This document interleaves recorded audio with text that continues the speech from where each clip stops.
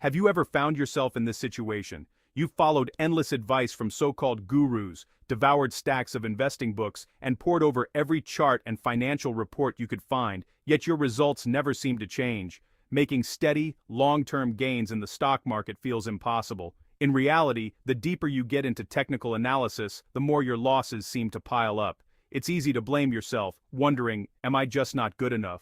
Did I overlook some secret strategy?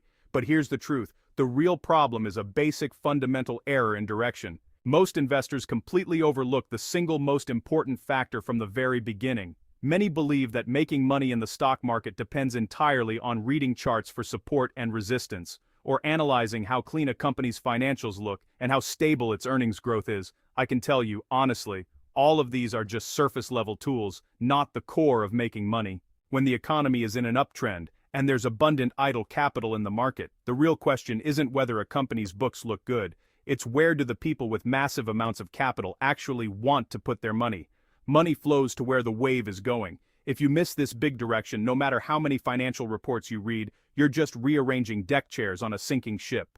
Let's take 2026 as a real example. Looking at the S&P 500 monthly chart for 2026, the US economy was clearly in a long-term upward trend. What were the best performing sectors? Storage-related stocks. Even if you bought some of them near the January highs, many still delivered multiple times returns by now. Go back to 2025. The S&P 500 went through a relatively deep correction in the first half of the year, making it tough to profit early on. But in the second half, optical communication stocks like Light surged dramatically, some delivering several times gains from their mid-year peaks. History keeps repeating. In the future, there will definitely be more stocks that multiply 5 times, 10 times, or even higher. What you need isn't a crystal ball, it's macroeconomic vision. To truly win in the market, you must firmly remember these 4 core principles. First, find a market with long-term economic growth, one with sufficient liquidity. Second, avoid the worst economic periods. Don't try to catch a falling knife in a full recession. Third, pick the right stocks at the right time. Focus on the strongest leaders in the hottest sectors. And fourth, continuously monitor capital flows and local economic pulses. Speaking of this, let me share a bit of my own story. I'm a veteran investor with over 20 years of experience, mainly trading Hong Kong stocks.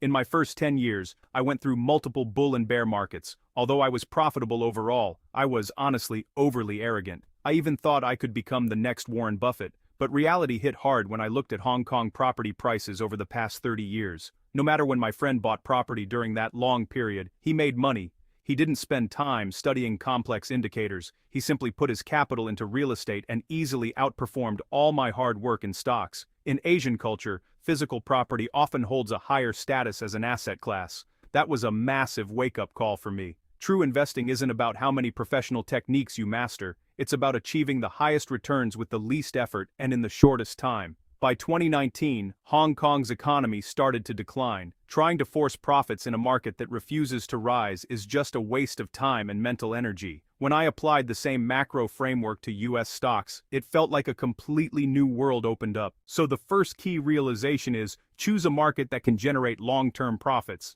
If your local market isn't delivering, seriously consider the US market, the one with the highest capital concentration and liquidity in the world. Once you've chosen the right market, the next steps are timing and stock selection. Industries thrive when the times are right. A relatively good entry point is simple. Use the index being above key moving averages as a reference. When the short-term moving average crosses above the long-term moving average, short-term sentiment is stronger than long-term sentiment.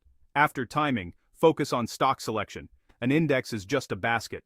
Inside it, some stocks outperform massively while others lag. The stocks whose charts clearly outperform the index are the ones being embraced by big capital. We need to continuously track those strong stocks whose trends consistently beat the broader market.